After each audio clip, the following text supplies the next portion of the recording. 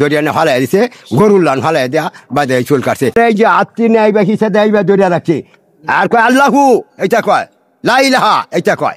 আমি কইছি আল্লাহ তুই দেখিস, আমি মাপ চাই তোর কাছে। এই সেই হালিমুদ্দিন আকন্দ চাচা, যিনি বিগত 4 মাস আগে নিরুপায় হয়ে বলেছিল আল্লাহ তুই দেখিস, আল্লাহ তুই দেখিস। তো আল্লাহ তাআলা এই 4 মাস পরে কিন্তু আল্লাহ তাআলা অবশ্যই দেখছে। সেদিন কি ঘটছিল অরিজিনালি চাচার মাধ্যম থেকে আমরা শুনবো ইনশাল্লাহ। পুরো ভিডিওটা সবাই দেখবেন। আসসালামু আলাইকুম চাচা, ভালো আছেন আপনি? চাচা, আপনার মাথার চুল জোরপূর্বক ভাবে কেটে দেওয়া হয়েছে, এটা সোশ্যাল মিডিয়াতে পুরোপুরি ভাইরাল, অনেকেই অনেকভাবে বিষয়গুলা নিতেছে। তো আপনার মুখ থেকে আমি শুনতে চাই, আমরা শুনতে চাই সেদিনকে কি ঘটনাটা ঘটেছিল। ঘটনাটা এখন কই বাবারে শোনো, একটা গড় এখন এনে দুয়ানো বইছি, এনে দুয়ানো বইলে একটা লোক আমার ভালো লেগে বইছে, বই হারে কইতে কই যাই ভাই, আমি যাই আম জলিল মেমরে বাড়ি বাদে কি বইছে, বই হারিয়া কয় জানি হাতে হনো বাদে আমি এই দেঙ্গা হনালা চা খাইছিল, চা খাই আবার গেছি গা, গেলে গা গিয়ে আবার দেখেন একটা দুয়ানো সবসময় বেয়ে থাকি।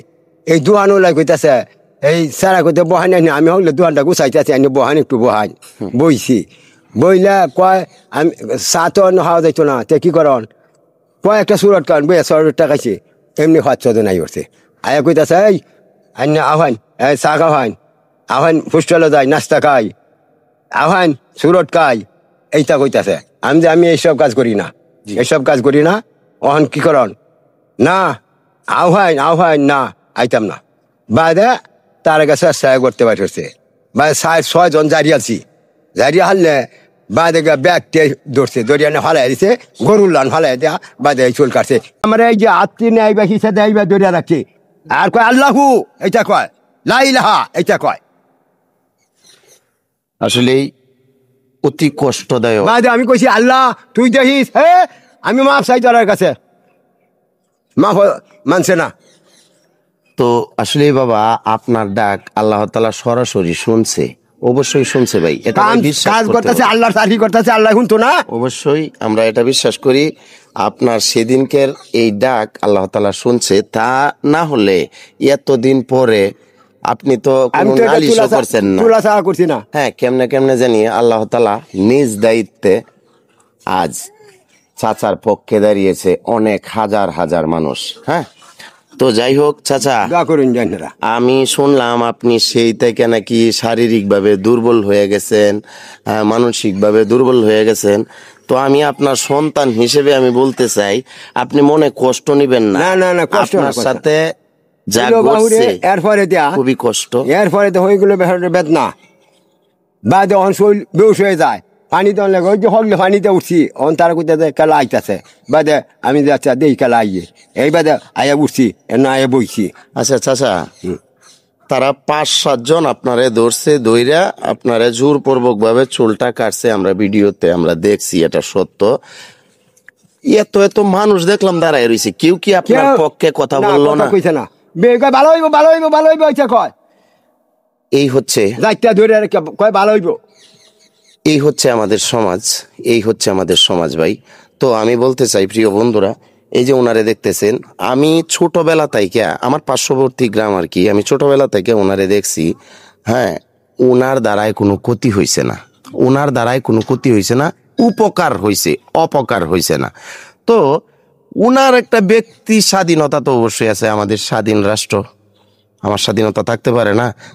তো উনি কিন্তু ছিন্নমূল কোনো মানুষ না, উনি কিন্তু পাগল না, উনি শারীরিকভাবে উনি এখনো যে রাস্তা রানিং করতে পারে ভাই, আমি পারবো না। হ্যাঁ, উনি মানসিক সুস্থ একজন মানুষ, 34 বছর যাবত উনি মানুষের সেবায় নিয়োজিত। কোন জায়গা থেকে যদি কোনো খবর আসে, এলাকা কেউ কইতে 100 কি 200 আমার বান্ধা দেখ, 1 টাকাও কিন্তু উনি নেয় না।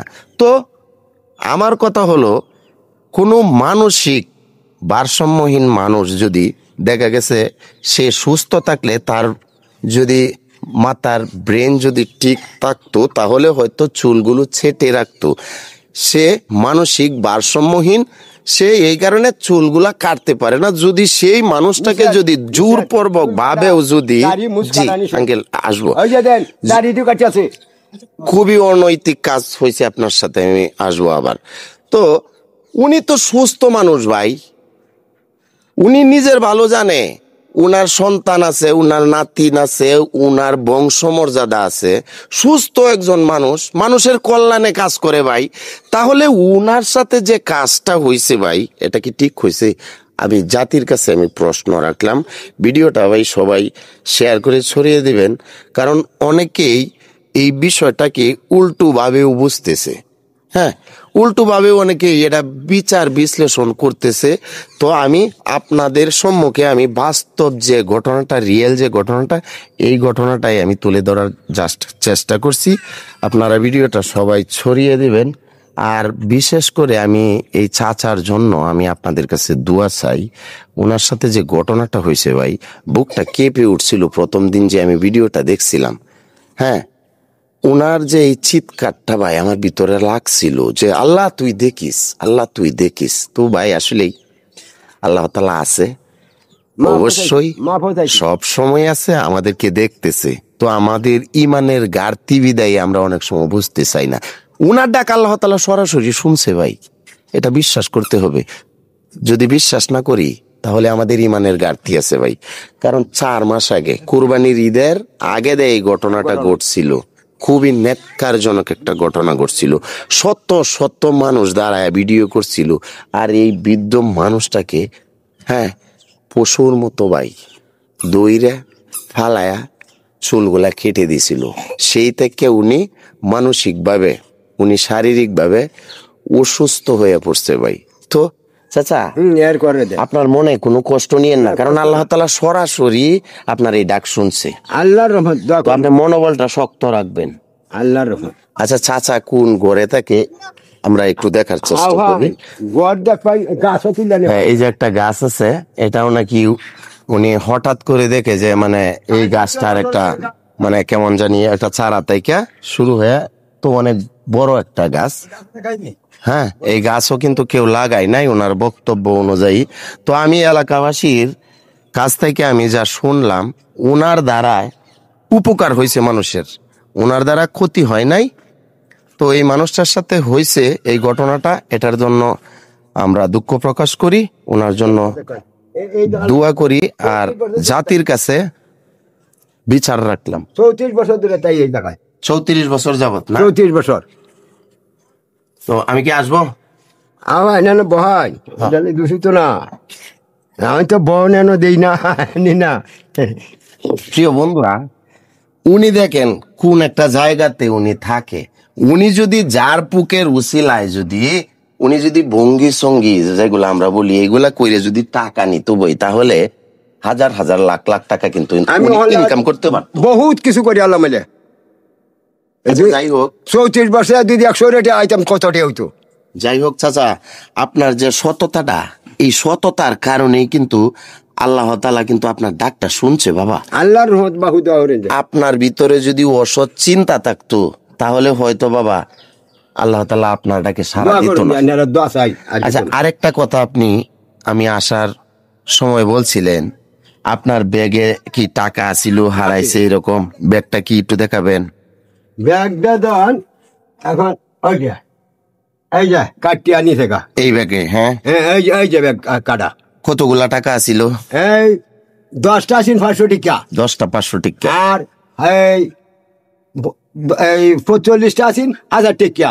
এটি মাইসে বাইনলাডি দেয়া না, আনাম লুট বানাইছি। আমার ব্যাগও থাকবো অত বড় বুঝা খেয়া। চিন্তা করুন, আপনারা চাচার সারা জীবনের সম্বল নিয়ে ঘুরতো ভাই। যারা এই ধরনের মানুষ তাদের সাথে কিন্তু থাকে। আমরা হয়তো দেখে গেছে ব্যাংকে রাখি, গড়ে রাখি, কিন্তু এই চাচার লেভেলের যারা আছে আমি অনেক দেখছি ভাই, তাদের সম্বলগুলো তারা সাথে কইরা নিয়ে ঘুরে। তো ভাই চিন্তা করতে পারেন একটা বার এই চাচার সারা জীবনের সম্বল তারা নিয়ে গেল। ওই যে দেখেন ইটটি আনছি, ইট গাছ পাম এও করবাম, অহন গাছ তারতারছি না, টিহা নাই। যাই হোক চাচা, এটার প্রতিদান আল্লাহ তাআলা আপনাকে দিতেছে, আরো দিবে। আল্লাহর রহমত। আপনি আমি সন্তান হিসেবে আবার বলতেছি, আপনি মনোবল হারাবেন না চাচা। না না না, তো সম্মানিত বন্ধুরা, 15 বছর ধরে এই রশি গাছের তলে উঠতা আর আমার ডাহাতি করে দিছে।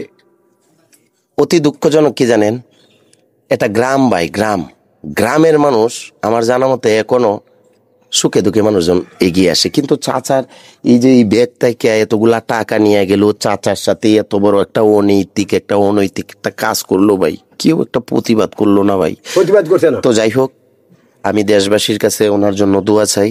দেশে এবং প্রবাসে যারা যারা আপনারা আছেন, মন থেকে এই চাচাটার জন্য আপনারা দোয়া করবেন, ভিডিওটা ছড়িয়ে দেবেন, এটার জন্যই মানুষ সত্য ঘটনাটা জানুক। তো চাচা আসি, দোয়া করবেন আমার জন্য, আমার জন্য দোয়া করবেন।